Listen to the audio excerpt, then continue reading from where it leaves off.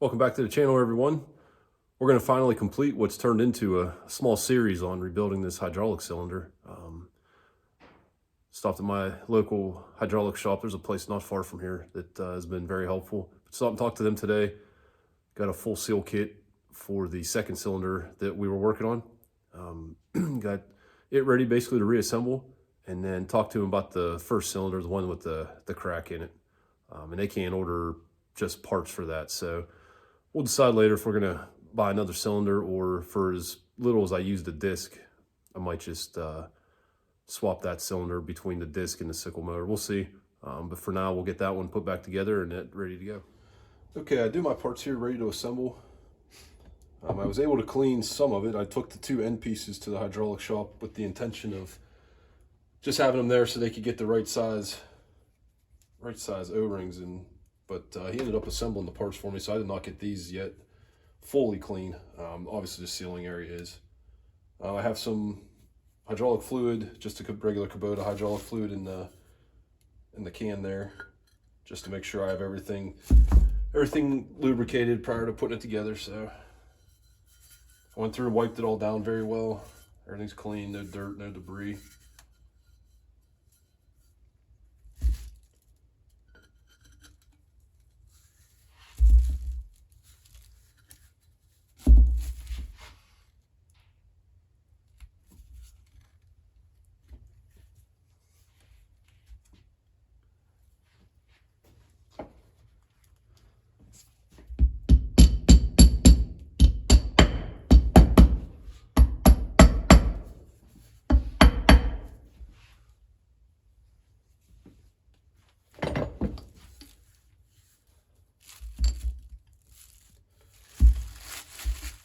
Each of these end caps just have a standard O-ring that goes on there.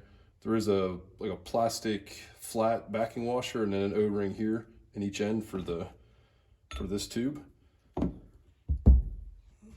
then on this end, he assembled this part. This is I guess this is a bypass, but there was 3 different O-rings inside there that he installed. He put it back together, so I don't want to take it back apart. And then on the piston itself, he put a different style, a new style O-ring or seal on there. This has basically a flat rubber, it's almost like a rubber band underneath this yellowish color, and then this is more of it's not plastic, but like I'd say a plasticky type rubber, or a little harder seal that he put on over top. What came off was basically an O-ring in the center, sandwiched by 2 flat seals. So he said this is just a little newer style, but we'll get it lubricated here, get it slid in.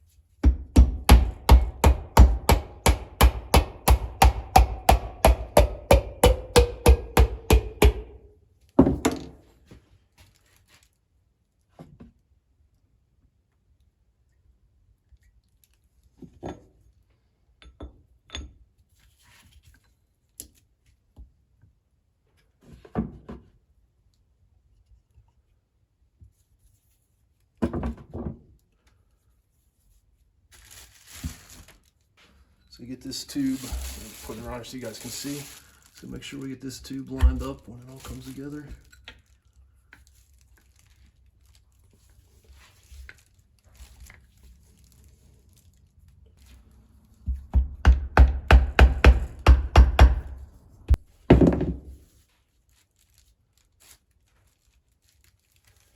Okay, we'll lay it down now and get the connecting bolts put through.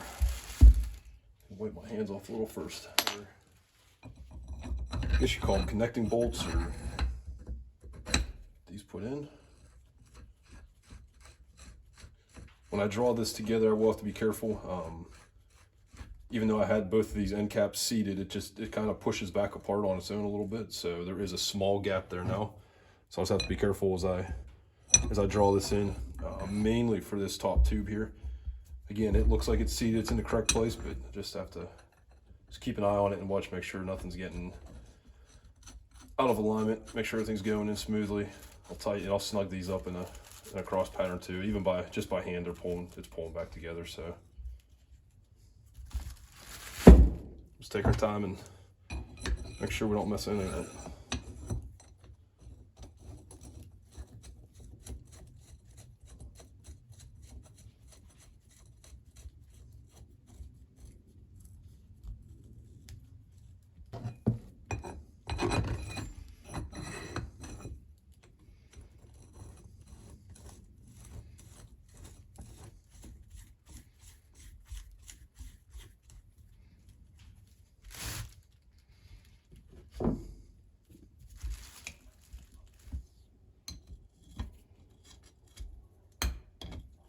So I don't want to use the impact gun or a ratchet or anything, even though it'd be quite a bit faster. I just want to pull this in nice and slow and uniform.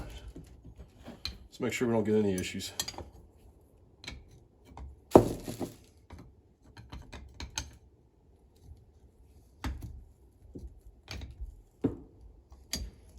And it is pulling in really, really even.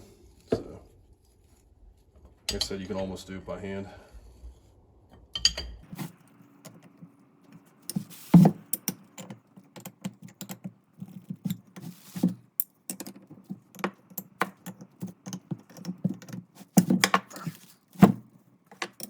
Everything appears to be all the way in now, so we'll go ahead and we'll tighten it down.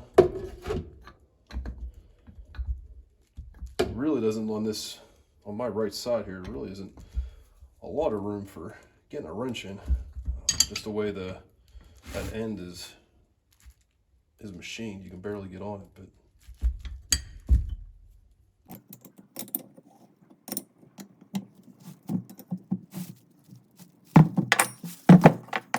okay, I put the cylinder in the vise here just for the kind of final tightening.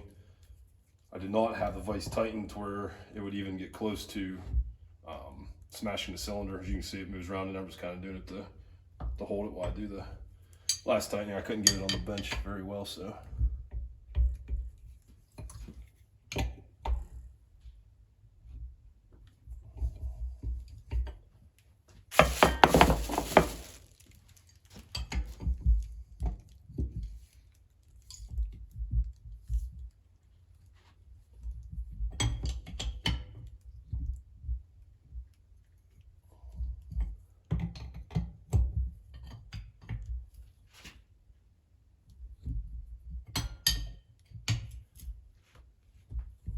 We got a little bit of movement out of them. All right, all that's left is to connect the hoses. I think I'll take it outside where I can stretch the hoses out without getting any oil on my floor, but we'll take it outside for that.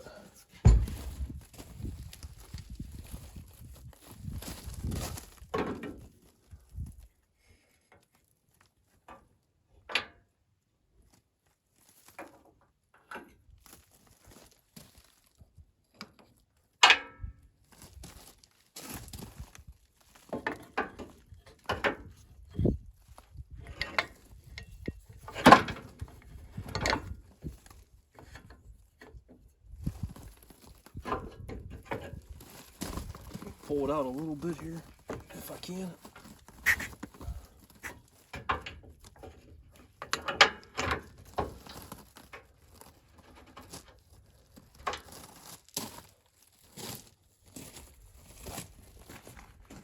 All right, cylinder on.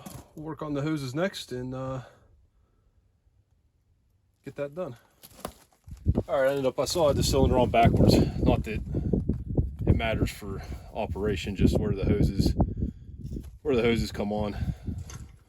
I would have had to pull those two pipe plugs and swap those to the other side. So while the camera's off, I swapped the cylinder around. Didn't make you guys watch that twice, but let's get a little thread sealant on the end of the hoses here. All right, we got some Permatex thread sealant on here. Try and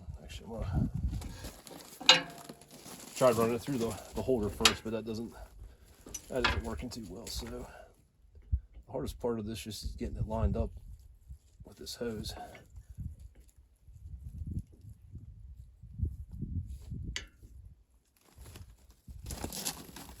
I'm gonna end up standing in front of the camera, so I'm gonna shut the camera off here for a minute.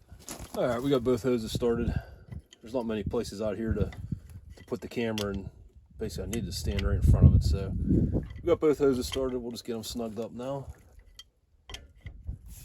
All right, I didn't bore you guys with tightening up the two hoses, but as you can see, we got them tightened up in there. Then I have the hoses ran through this keeper, and then just, they look bad now, but I'm gonna have them looped back around just to keep them up off the ground. And then maybe tomorrow, it's still supposed to be nice out, we'll get the tractor out and hook it up, and I'll get the hoses pulled more to correct length and looped up pretty neat, and get some zip ties on them, tied off, so we don't have any issues with them dragging or getting caught in a disc. Well, thanks everyone for watching. If you enjoyed the video, please hit the like, the subscribe button, and we'll see you on the next one.